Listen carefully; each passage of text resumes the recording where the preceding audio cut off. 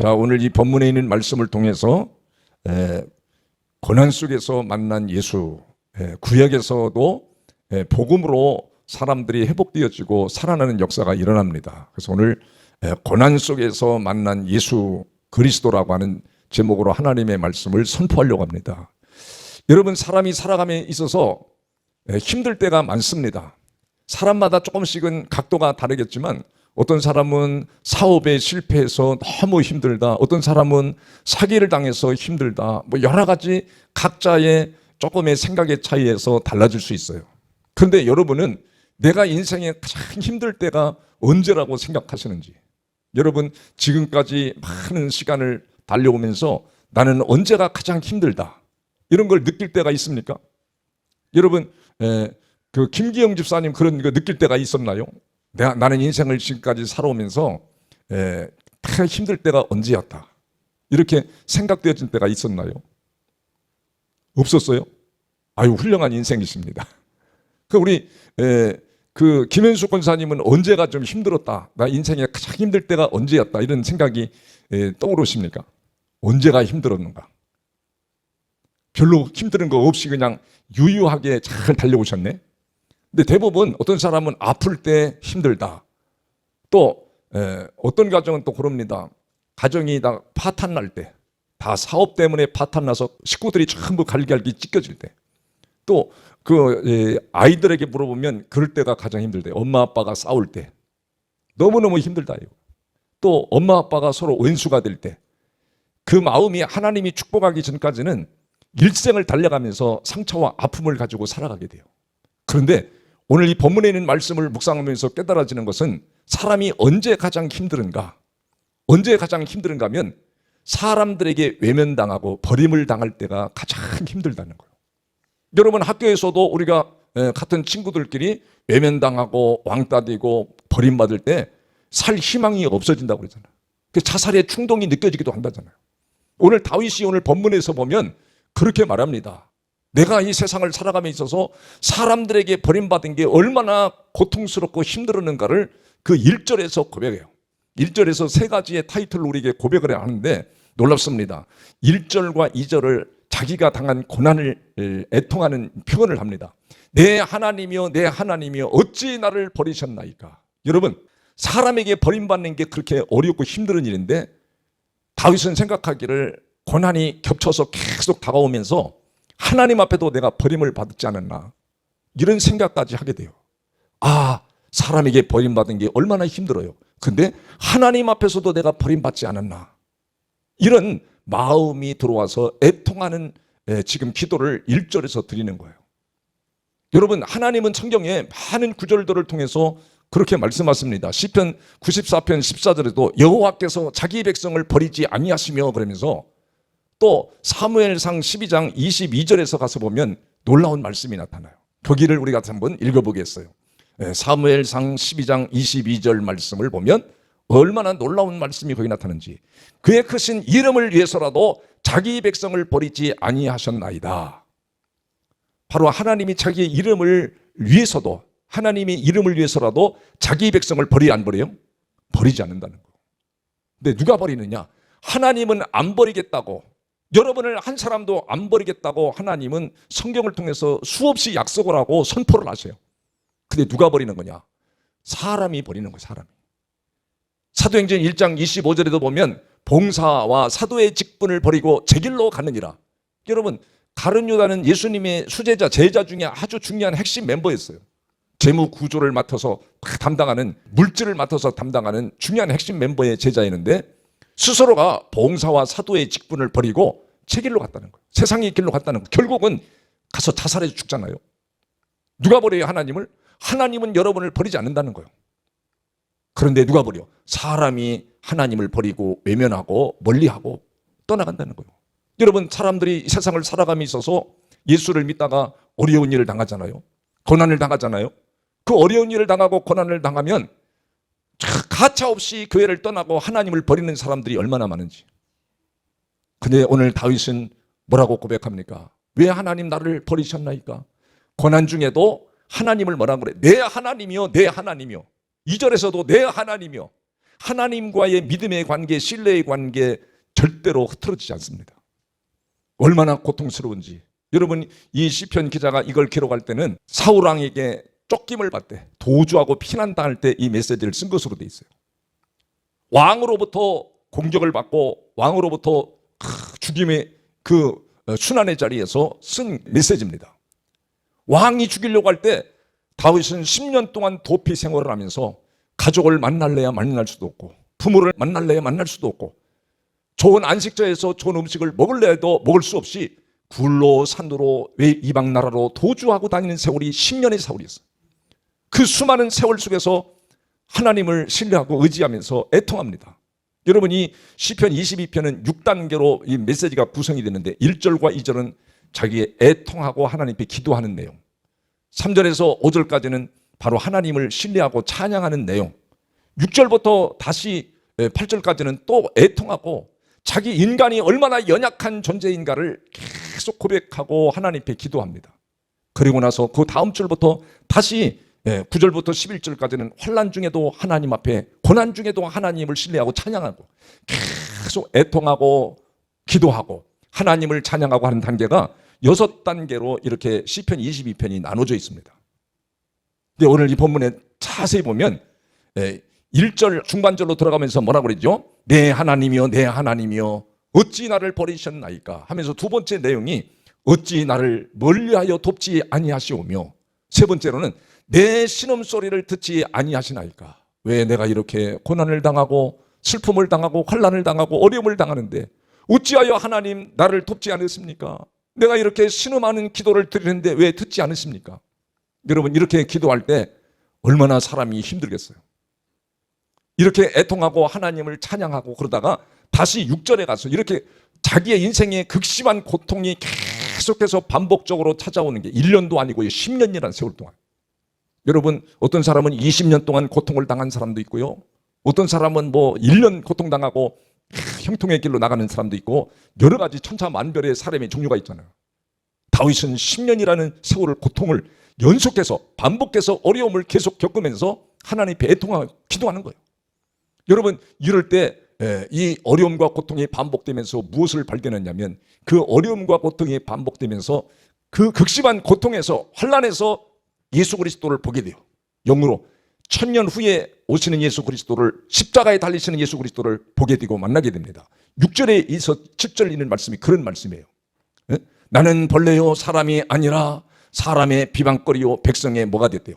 조롱거리입니다. 예수님이 십자가를 짊어질 때 얼마나 고통을 당했는지, 얼마나 힘들고 고통을 당했는지 예수님, 육신을 입은 예수님이, 여러분 마태복음 27장 46절에 가보면 그렇게 말합니다. 제 9시쯤에 예수께서 크게 소리질러 이르되 엘리 엘리 라마 사박다니 하시니 이는 곧 나의 하나님 나의 하나님 어찌하여 나를 버리셨나이까 하는 뜻이니라. 예수님도 육신을 입고 얼마나 고통스러웠는지 하나님을 향하여 나의 하나님 나의 하나님 어찌하여 나를 버리셨나이까, 이렇게 절규의 애통의 외침을 부르짖는 것을 다윗이 당한 고난을 통해서 1000년 후에 오시는 예수 그리스도를 본 거예요. 예수 그리스도를 만나게 된 거예요. 여러분, 예수 그리스도를 보면서 자기가 당한 이 고통을 통해서 다시 힘을 얻기 시작합니다. 여러분, 사람이 세상을 살아가면서 환난을 당하고 고통을 당하고 고난을 만나면 안 믿는 불신자들이 얼마나 비방하고 조롱합니까? 아, 하나님이 전능하시다며, 하나님이 위대하시다며, 그런데 네 꼬라지를 봐라. 얼마나 네 꼬라지가 전능하신 하나님을 믿는다면서, 예수를 믿는다면서, 예수를 믿으면 사람이 다 잘되고 형통하고 승승장구해야 되는데 네 꼬라지를 봐라. 그래도 예수 믿을 거냐고. 이렇게 비방하는 사람들이 얼마나 많습니까? 가족 중에 불신자의 가족이 있으면 더더욱 핍박을 하는 경우가 많습니다. 또 예수 안 믿는 형제들이나 집안의 자녀들이 그래도 예수 믿을 거냐고, 그래도 지금 시련을 당하고 어려움을 당하면서도 무슨 예수를 믿느냐고 교회를 가시냐고. 다윗이 지금 그런 현상인 거예요. 주변에 믿음이 없는 사람들이 바라볼 때 다윗을 바라보면서, 다윗이 비참한 모습을 보면서, 고난의 모습을 보면서, 아니 전능하신 하나님을 믿는다며, 그런데 하나님이 도와주시지 않고 자기도 입술로 애통하면서 왜 나를 돕지 아니하시나이까, 내가 이렇게 애통하고 신음하는데 왜 이 신음소리를 주님 응답하지 않습니까? 이렇게 고백하잖아요. 여러분은 어떻게 생각하십니까?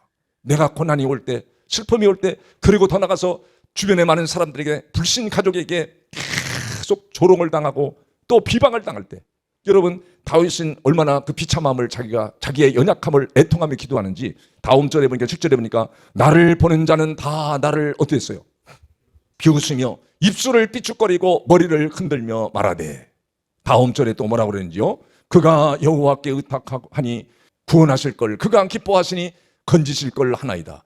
예수님이 십자가에 짊어질 때도 똑같이 그랬습니다. 라마 라마 사박다니 할 때 사람들이 지나가면서 이스라엘 백성들은 엘리야가 죽지 않고 승천한 걸 압니다. 엘리야가 와서 구원하나 보자.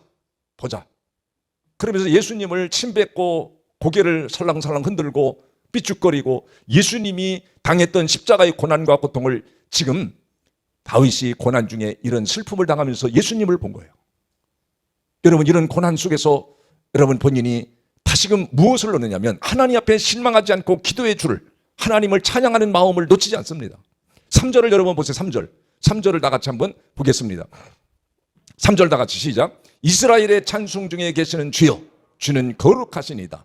여러분, 찬송 중에 거하시는 주여, 주는 거룩하시다는 이 메시지는 바로 무엇을 말하냐면, 찬송이라는 것은 꼭 우리가 노래로 해서만 찬송 부르는 게 아니라 영으로 하나님이 살아계심을 확신하고 영으로 주님과 만나서 기도하는 기도를 바로 찬송이라고 그래요. 그리고 이 찬송은 그래서 곡조 있는 기도다. 여러분, 찬양 부를 때 같이 불러야 여러분도 같이 하나님 앞에 곡조 있는 기도를 드리는 거예요.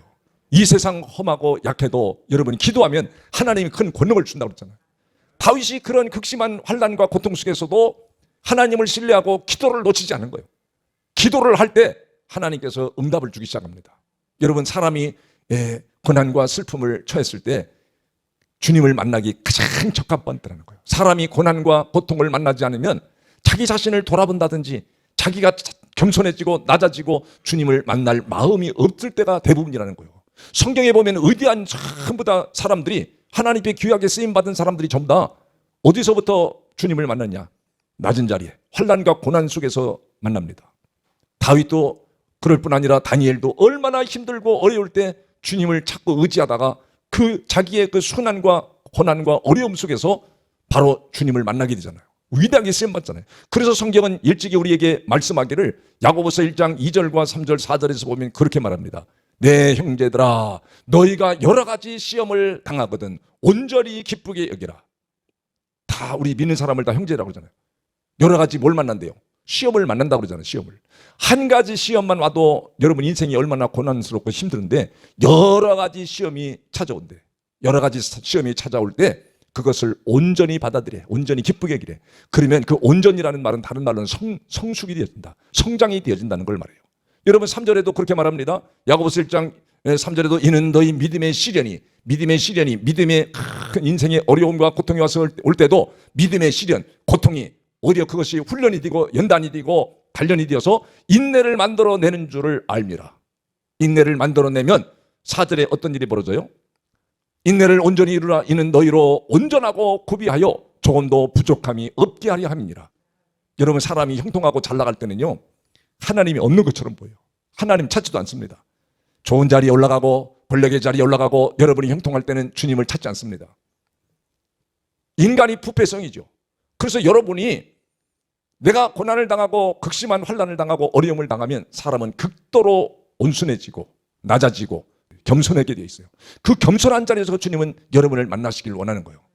여러분, 내가 어려움을 당하고 고난을 당하고 슬픔을 당해도 여러분 그 슬픔 속에서 우리를 코로나 걸려서 죽게 하고, 여러분 코로나 걸려서 죽은 사람도 있고 백신 맞아 죽은 사람도 있고 각종 질병으로 죽은 사람들이 얼마나 많아요.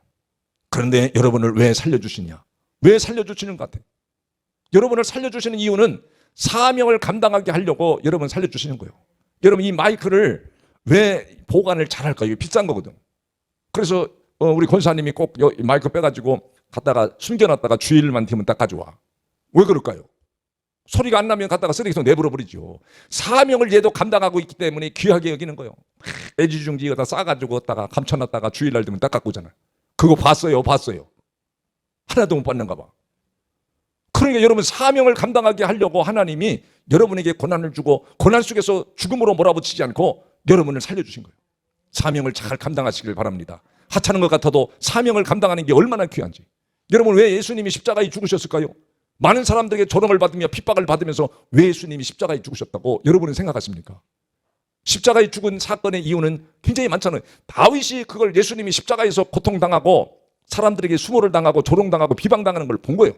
자기 지금 사건을 통해서. 그러니까 예수님이 십자가에 죽으신 것은 인간의 죄악성 때문에 그 죄악성을 해결해 주시고 용서해 주기 위해서 십자가에 짊어진 거예요. 그 여러분의 죄를 언제나 예수님이 십자가에서 용서해 주시길 원하는 거예요. 십자가에서 죄를 용서해 주시고 더 나가서 뭐요? 구원의 길을, 영생의 길을 완벽하게 열어주시기 위해서 예수님이 십자가에 죽으신 거예요. 이 십자가에 죽으신 예수님을 여러분이 확실하게 믿지 않으면 여러분의 마음속에 계속 율법이 자리 잡아가지고 정죄하는 일을 끊임없이 하는 거예요. 조금만 잘못해도 정죄하는 거예요. 얼마나 힘들은지요. 여러분, 공동체 안에 정죄하는 사람들이 있을 때 얼마나 힘들은지요. 조금만 뭐가 잘못됐어도 그걸 따지고 공격하고 계속 그런 사람들이 있으면 얼마나 힘든지 몰라요. 주님은 여러분의 죄를 용서해 주시고 구원의 길, 영생의 길을 완벽하게 열어주시기 위해서 십자가에서 모든 사람들이 조롱하고 핍박하고 그런 고통을 참아가면서 십자가를 짊어진 예수를 만나고 나서 다윗은 어떻게 변하느냐? 애통하면서도 기도를 놓지 않는 거예요. 하나님을 찬양하고 경배하는 마음을 놓지 않는 거예요. 여러분, 그 메시지가 여러분 바로 19절 봐봐요. 19절에 있는 말씀 보면 뭐라고 그랬죠? 여호와여 멀리하지 마옵소서. 나의 하나님이시여 속히 나를 도우소서. 내 생명을 칼에서 건지시며 내 유일한 것을 개의 세력에게 구하소서. 개의 세력은 악의 세력에게 구하소서. 그렇게 말씀하면서 그가 어려움 속에서 고통당하고 있을 때 하나님을 신뢰하고 놓지 않고 찬양하고 애통하면서 하나님을 신뢰하고 찬양하는 것은 또 뭐가 있었냐면 자기 믿음 생활을 했기 때문에 자기 조상들이 어려움을 당할 때 어떻게 했는 걸 본 거예요. 그래서 4절에 그렇게 기록해 놓은 거예요. 4절에 보면 뭐라 그랬죠? 4절에 우리 조상들이 주께 의리하였으므로 그들을 어떻게 건지셨나이다. 아, 우리 조상들이 어려움을 당하고 슬픔을 당하고 고난을 당할 때 하나님을 의리했더니 그 어려움 속에서 건져주셨구나. 바로 5절에서는 그렇게 말합니다. 그들이 주께 부르짖어 구원을 얻고 주께 의리하여 뭘 당하잖아요. 그렇죠. 여러분이 어렵고 힘든 가운데서도 좌절하고 낙심하지 않고 하나님 앞에 계속해서 부르짖고 기도하고 기도의 끈을 놓지 않으면 반드시 하나님은 많은 사람들에게 수치를 당하지 않도록 만들어주신다는 거예요. 수치를 당했다 할지라도 여러분 좌절하고 낙심하지 말라는 거예요. 예수님도 수치를 당했다는 거예요. 그러니까 그 수치를 당함을 통해서 사람이 얼마나 연약한가, 낮아지고 겸손해지고 온유해지고 하나님 말씀을 듣는 귀가 열려지게 만들어서 그때 주님이 여러분에게 찾아와서 만나시기를 원하는 거예요. 여러분 좋을 때 예수 믿는 게 아니라 대부분 어렵고 힘들 때 믿는 거예요. 가만히 여러분 삶을 한번 보세요. 모태신앙으로 쭉 온 사람들은 그냥 조상 때부터 믿었으니까 그냥 교회에 나오는 게 자연스러울 수도 있지만 그렇지 않은 사람들은 내가 어떤 사건을 만나고 힘들어하고 거기서 나를 건져주셨구나, 나를 기억하셨구나. 그래서 주님을 만나게 하셔. 거기서 만나게 하셔. 여러분 거기서 만나서 끝난 것이 아니라 이런 애통과 고난이 계속 겹쳐서 다가올 때 다윗은 하나님을 신뢰하고 찬양하는 모습이 계속 나타나잖아요. 애통하고 찬양하고 자기의 비통함을 다시금 연약함을 애통하면서 간구하면서 또 찬양하고 하나님을 신뢰하고 그러다가 결국은 끝내 하나님 앞에 기도했을 때 응답을 받은 거예요. 여러분 응답을 받아갖고 여러분 보세요. 21절을 보세요. 21절에 보면 나를 사자의 입에서 구하소서. 주께서 내게 응답하시고 들수의 뿔에서 구원하셨나이다. 결국은 구원하셨다고 그러잖아요.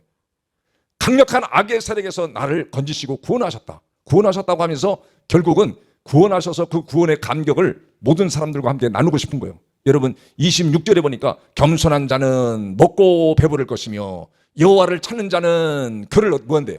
찬송할 것이라.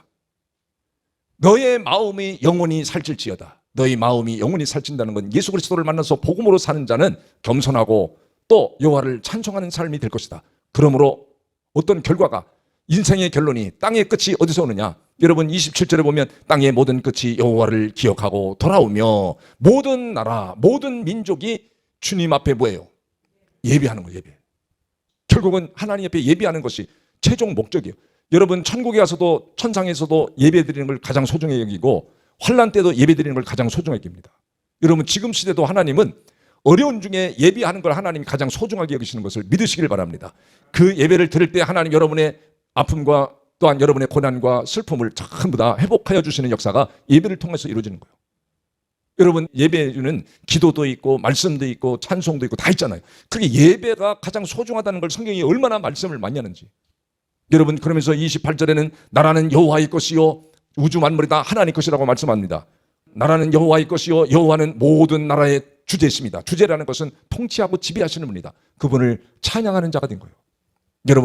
여러분 인생의 크고 작은 어려운 일을 만날 때 좌절하고 낙심하지 말고 하나님을 신뢰하고 찬양하면서 끝까지 기도하는 자가 되어서 반드시 여러분의 입술로 하나님은 정말 위대하십니다. 하나님은 모든 나라를 통치하시고 지배하십니다.